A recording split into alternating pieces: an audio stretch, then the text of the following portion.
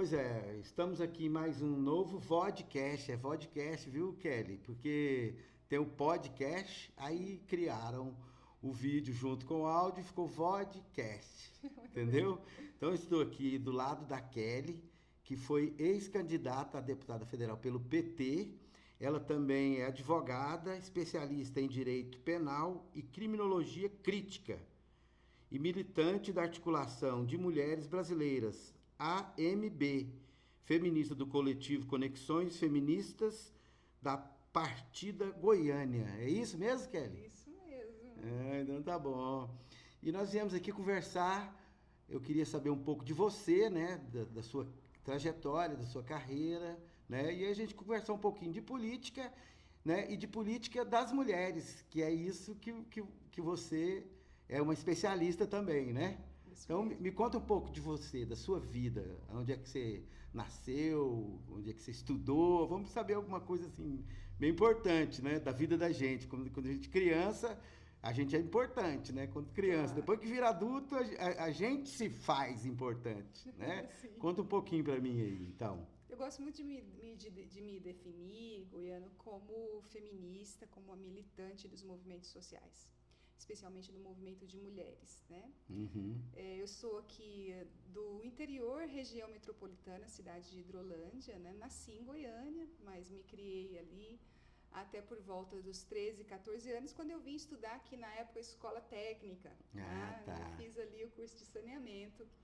E nessa adolescência eu fiquei grávida da minha filha, que hoje tem 22 anos, está terminando o Ah, curso que de bacana. Direito, né? É Se forma também? esse ano.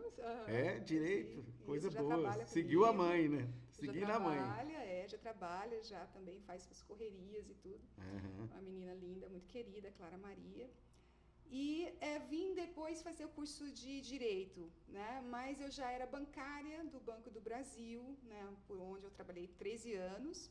E, então, um grande abraço também para a categoria bancária, que hoje está na luta por Lula presidente, o pessoal da integração bancária. Todo mundo, né? Todo mundo na Na luta luta, é aí, porque a verdade. gente precisa, né, de respeitar o servidor público, a servidora Claro, pública, o patrimônio do povo brasileiro. é verdade. Então, a gente no Banco do Brasil também esteve junto do povo brasileiro, né, com benefícios reais para o povo brasileiro e não essa lógica eleitoral que hoje o Que hoje Bolsonaro está tá. mandando aí, né, fazendo benefícios puramente eleitoreiros para manipular a toda a sociedade no momento eleitoral, e a gente está aí com um Claro. pacote, né, de benefícios meramente eleitoreiros.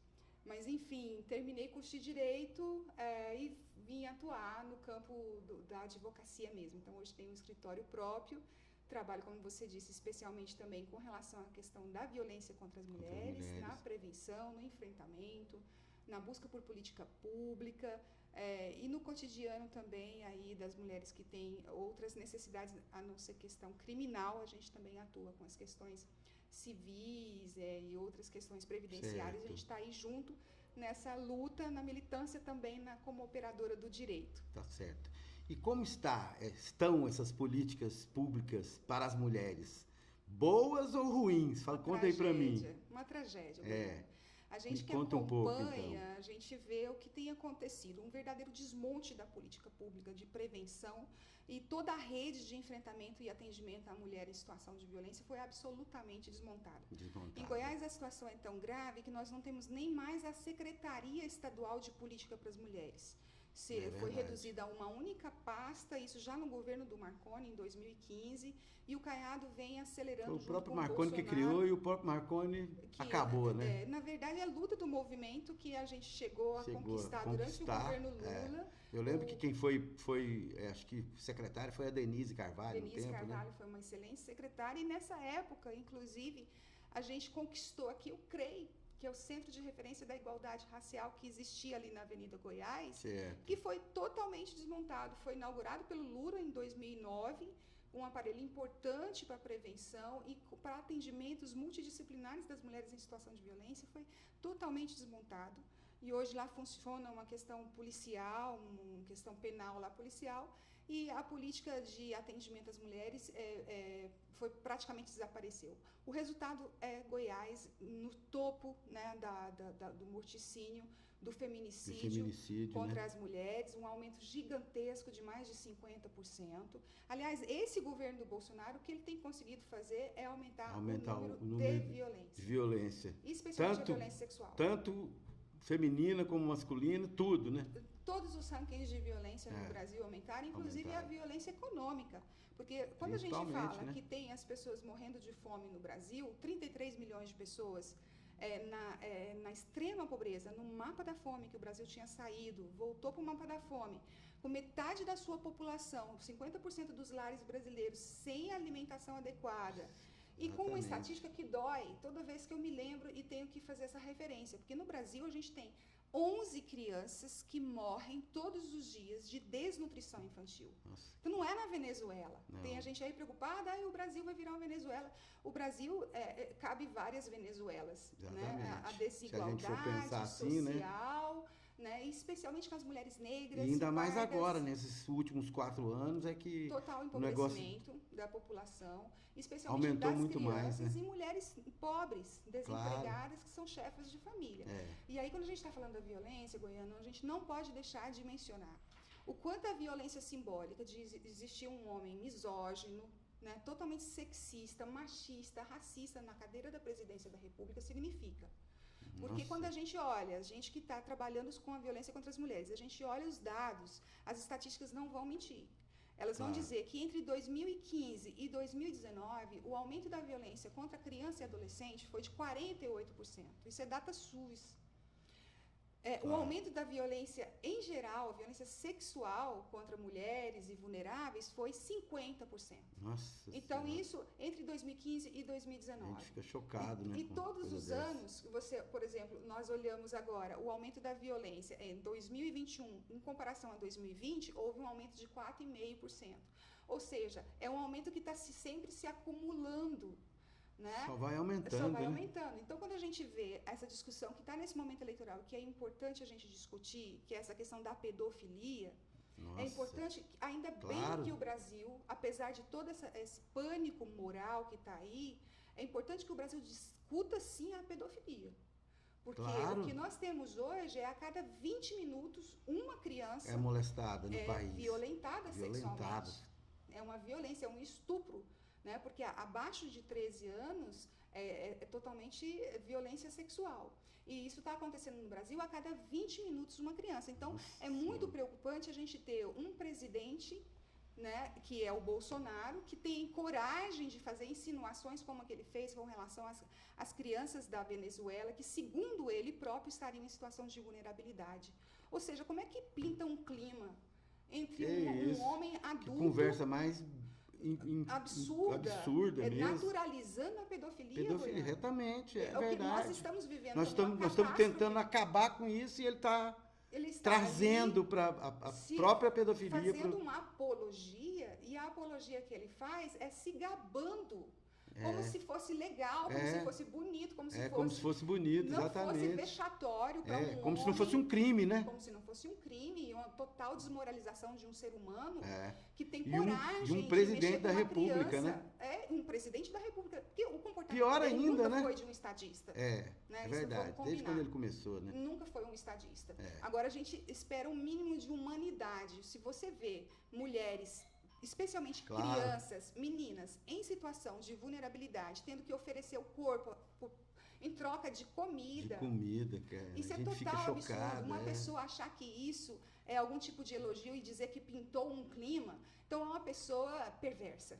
Perversa, totalmente perversa. Não tem fundamento falar assim, a gente já sabia que o Bolsonaro era necrófilo, porque nós vivemos a pandemia, não podemos esquecer que ele fingiu ser pessoas, imitou pessoas que estavam morrendo. Ele caçoou com todo mundo. Caçoou com o país inteiro, né? Caçoou com as mulheres, com as crianças, com os homens, com todo mundo. Ele falando caçoando, falando que o cara vai morrer asfixiado, um monte de coisa. Ele foi totalmente irresponsável com a sociedade brasileira. Pandemia As pessoas perderam seus entes queridos, perderam amigos, perderam familiares, Enquanto isso, Bolsonaro estava andando de jet ski, gastando dinheiro em cartão corporativo, de forma corrupta, que depois ele tem que decretar sigilo de 100 anos, porque enquanto as pessoas estavam necessitando de um presidente que acolhesse a sua dor e que resolvesse uma questão pandêmica que assolava o mundo inteiro, ele fez a pior gestão. Foi negociar propina, tentar negociar a propina em troca da vacina. Muito feio isso, né?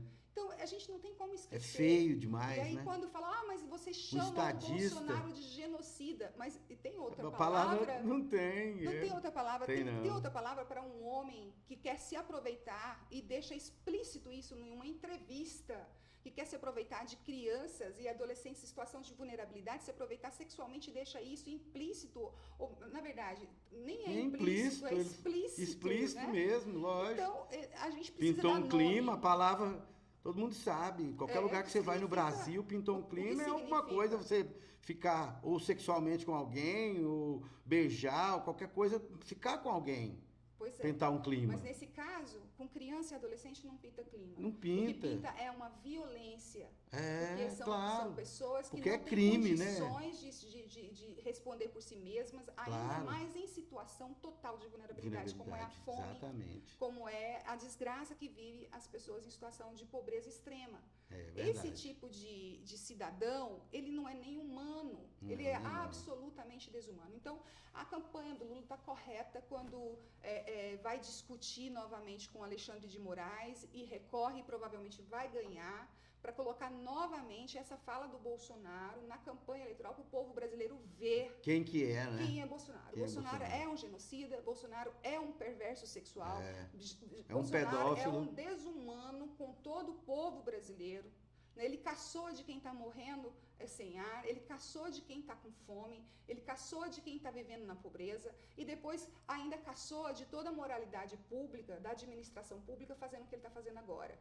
Usando o Congresso Nacional para fazer benefícios meramente eleitoreiros durante a campanha eleitoral, com um abuso do poder político, abuso do poder econômico. Usando a Caixa Econômica, para tentar manipular as eleições. Nós estamos a menos de 2 semanas das eleições. 10 dias. 10 dias das eleições. E o cara está criando benefício, usando a Caixa Econômica. Não é demais a gente lembrar o que aconteceu com a presidenta Dilma e por quê. Eles inventaram uma história de pedalada fiscal, porque a Dilma pegou dinheiro da Caixa, emprestou dinheiro da Caixa para a própria Caixa para pagar o Bolsa Família.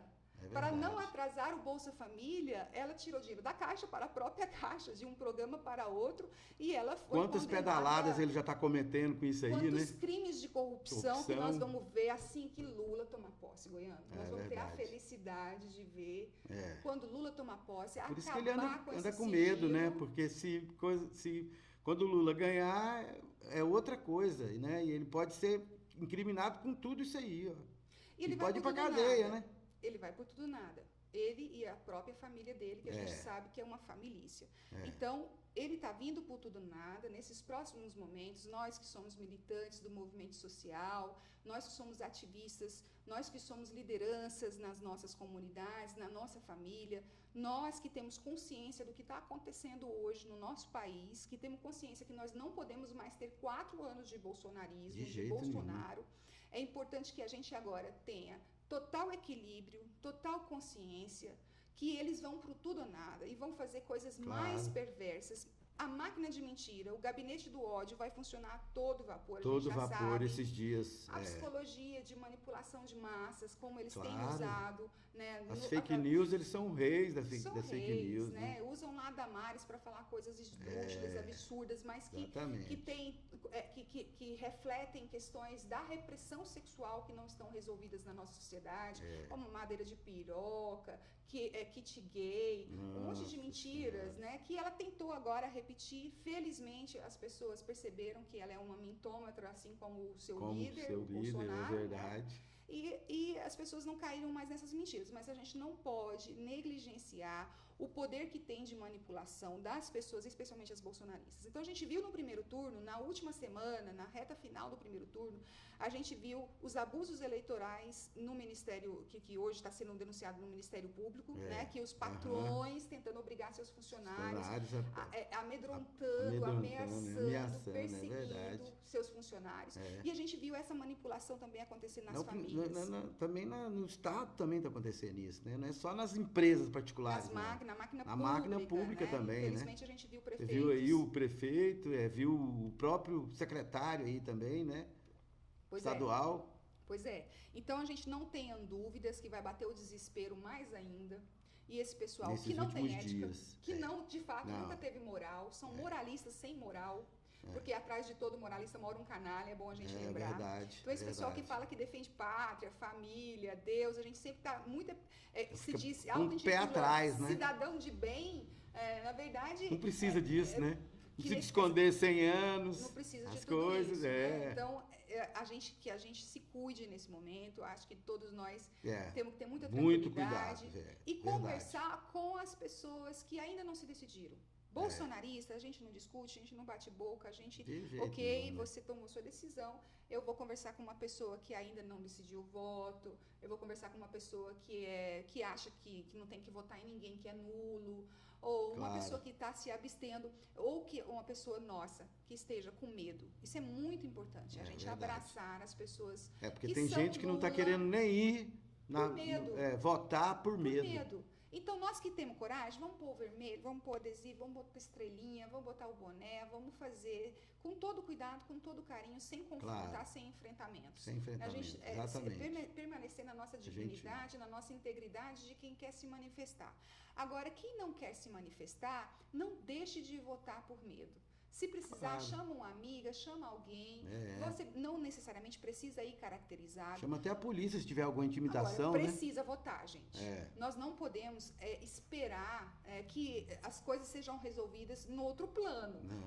Então, quem vai fazer as eleições é o povo que vai expressar. E pesquisa não ganha eleição. É verdade. Pesquisa é pesquisa. Né? Ela está ali verificando a vontade popular naquele momento. Agora, precisa se configurar nas urnas. Então precisa ir lá, apertar o 13, ouvir o plim-plim e aí correr para o abraço para essa vitória que nós vamos comemorar muito num Brasil renovado, de esperança, né? E de pessoas que queiram fazer uma política com afeto, fazer uma política com amorosidade, né? Ter relações sociais na família, na comunidade, com as outras tendências e pensamentos diversos do nosso. Com mais delicadeza, com mais gentileza, com mais beleza, e isso é possível, né? Eu tô vendo. Eu também enxergo isso também. Tô vendo uma esperança. Não, legal, eu estou aqui com a Kelly, né? A gente discutiu uma coisa muito legal, que é as políticas para as mulheres, as crianças também, que temos que proteger nossas crianças de pedófilo, de tudo, desses caras que estão explorando as crianças. Então, eu estou aqui do lado da Kelly, eu quero agradecer ela pela oportunidade, né, Kelly? Obrigado por tudo, sabe? Então, a gente volta em outra oportunidade, discutir em outros assuntos, que eu quero discutir com você, que eu falei para você aquele negócio da cannabis, que você também conhece bem, né? Depois nós vamos voltar, depois das eleições nós voltamos para conversar sobre esse assunto, que é um assunto muito importante também, que é a saúde das pessoas e das crianças também, né? Porque tem muita gente... Super importante. Inclusive, nessa Marcha da Maconha, Goiano, a gente teve, abrindo a Marcha da Maconha, as mães de cannabis, que são mães que precisam do óleo de cannabis, né? E que agora tiveram vetados aí vários adoecimentos que já são tratados com óleo. Foi vetado aí por pelo uma CFM, né? Pelo Conselho Federal de Medicina. Uma lógica totalmente bolsonarista. Bolsonarista, exatamente. Uma coisa tem a ver com a outra e é muito importante que a gente discuta, sim, as liberdades individuais, o direito ao acesso à saúde, o acesso à pesquisa, porque o CFM ciência, tenta, né? A gente não pode negar a ciência. Quer impedir o acesso a pesquisas com cannabis para determinadas doenças. Então, evidentemente que o Conselho Federal, a gente já tem acompanhado outras questões, ele tem sido bastante reacionário, inclusive aplaudiu o Bolsonaro de pé. Então, não temos muito o que esperar nessa conjuntura do Conselho Federal de Medicina, que tem um retrocesso gigante com relação a essa pauta da cannabis, mas que nós vamos avançar.